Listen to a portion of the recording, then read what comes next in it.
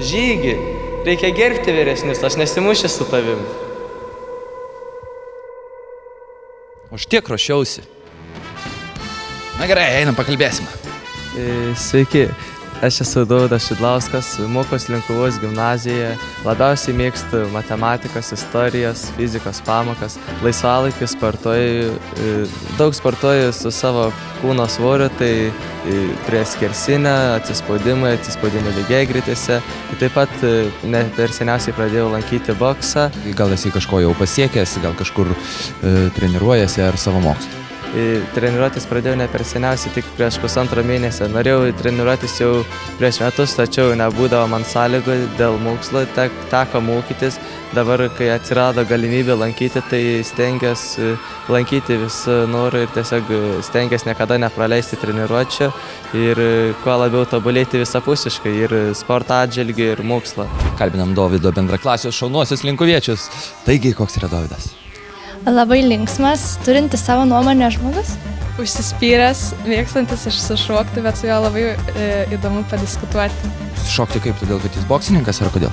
Ne, jisai tiesiog labai reiškia savo nuomonę ir yra drąsus. Na, mokytoja, koks yra Dovydas? Aš Dovydą pradėjau mokyti nuo 5 klasės. Iš karto jis pas mus atėjo į mokyklą, toks atrodė nedrasus ir kaip naujokas buvo labai tylus, ramus, bet kaip pradėjom spręsti uždavinius, nagrinėti matematinės įvairias tiesas, tai jis pasirodė, kad labai protingas. Daug sportuoji, daug mokiniesi, tai turbūt laiko knygoms kaip ir nebelieka.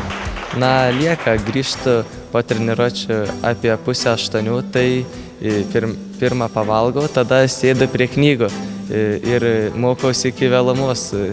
Džiaugiuosi, kad viską kol kas suspėju, viskas sekasi ir galiu dabar suderinti ir sportą, ir mokslus. Šiaip knygas skaitai? Ne tas, kurios reikia, bet tas, kurias nori. Taip, daugiausiai skaitau mokslinę literatūrą, taip pat žurnalus. Pačių autorių, kokių knygų grožinės literatūros nelabai skaitau, nebent kai reikia atsiskaityti ar dar ką, bet labiausiai mėgstu mokslinę literatūrą. Gerai, pakalbėkime apie ateitį. Ar turi kažkokių svajonių? Svajoju baigti mokslus, galvoju apie sritį, kuris siejasi su tiksliaisiais mokslais arba norėčiau būti daktaru. Taip pat neatmetu galimybės būti sportininku, jeigu man tai išeis. Ir tiesiog norėčiau palaikyti sveiką gyvenimo būdą ir visiems taip pat siūlyti sveikai gyventi tiesiog. Ko palinkėsit jam mūsų žaidime? Pirmos vietos, jeigu ne, tai vis tiek mes jį pasitiksim kaip nugalėtoją. Svarbiausia, nesinervuok ir viskas bus gerai. Išlik susikaupęs ir parnešk į Linkuvą pirmąją vietą. Aš dabar tik norėčiau palinkėti, kad jam toliau pasisektų ir finale, nors kažkiek tai dar palypėti, kad vienu žodžiu žmogus turėtų gyvenime prisiminimą tokią akimirką. Čia gali būti gyvenime vienintelė tokia akimirka. Tai jam sėkmės tolimesniam gyvenime ir aišku finale. Esame Saviraiškos centre ir čia susitinkame su praėjusiu metu 1000-mečio aštuntaku Irmantu Novgaudu.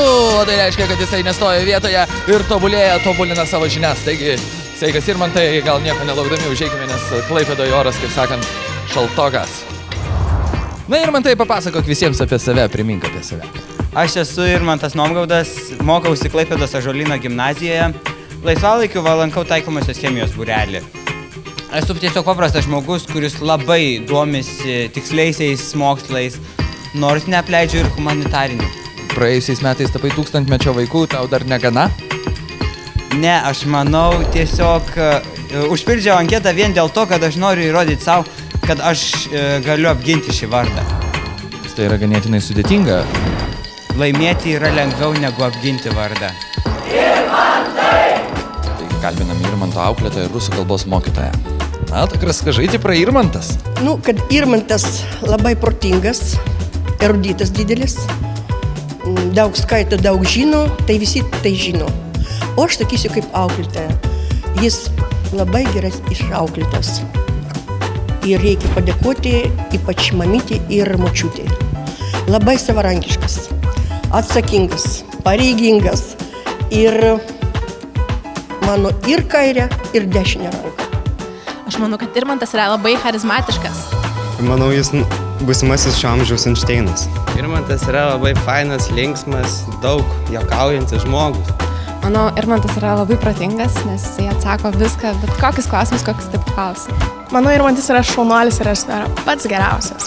Kas mums nutiko šiaip nuo rugsėjo 1.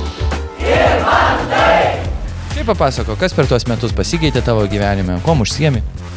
Kad užsiimu vis to pačiu, sprogdinu, bandymus atlieku, o šiaip pakeičiau mokyklą. Perėjau į 5 pagal Lietuvos reitingus gimnaziją Ąžuolyno gimnaziją, nes aš noriu pasiekti ką nors su tiksliaisiais mokslais, kad ir chemija. Važiuoju į respublikinius konkursus, olimpiadas ir panašiai. Skaitai knygas? Žinoma, kaipgi kitaip, bet jau dabar organinės chemijos. Ar matai savo ateitį? Matau, nes norėčiau šiaip būti verslininku, tiksliau žandikaulio chirurgu, bet turėti savo kabinetą ir priiminėti žmonės. Nes tai tiesiog man labai atrodo puikia profesija, nes esu, manau, pakankamai didelis altruistas.